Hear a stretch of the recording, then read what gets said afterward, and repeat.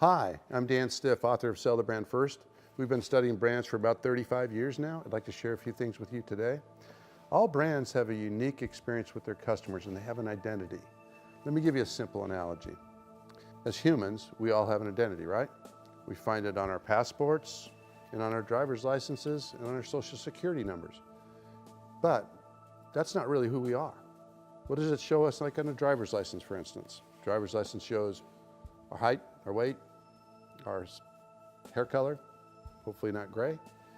And it doesn't do much more than that for us, except for it shows location that we live, maybe the family or the gender that we are, the race that we are, maybe even that we're an organ donor, okay? Here's my question. Do you really know somebody when you just see their driver's license? No, not at all. You need to go way beyond the driver's license to get to know the person and who they truly are. You see, we're humans, and we got this humanity thing all about us, and it is the accumulation of all the life experiences we've had. Some of the great stuff, some of the funny moments, some of the times you've really blown it. Those are the things that make us real.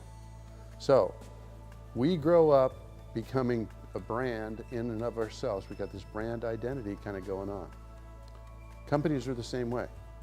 Just like humans have upbringing and education and experiences, companies have a brand identity and ownership and experiences. What's powerful about that is the brand's identity is its logo.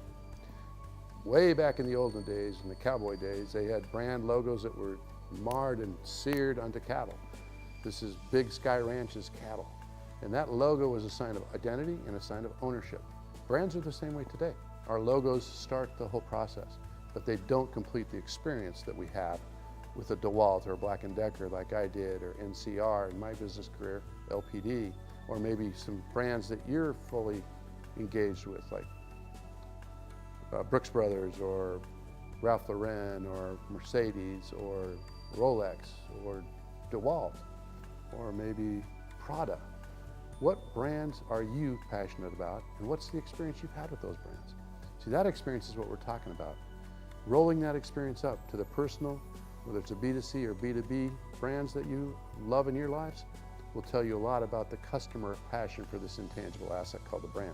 You have a brand whether you intend to or not, no matter what size your company is.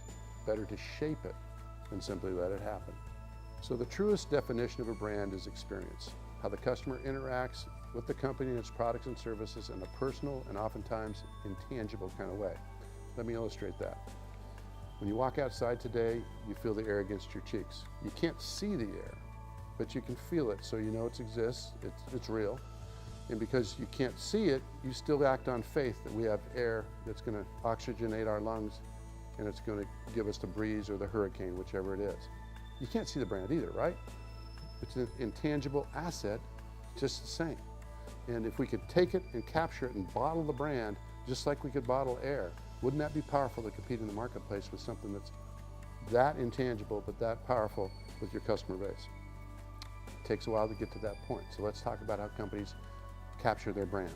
So if you're going to try to differentiate your brand, here's some targeted questions that you can ask even of your customers and sales team. So what would differentiate us from the competition?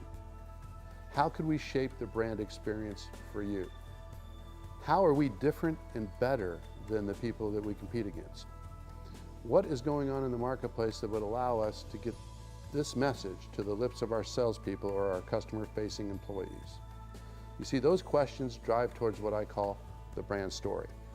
Everyone has a brand story. The question is, who's telling it, you or the competition? Now, my advice is simple.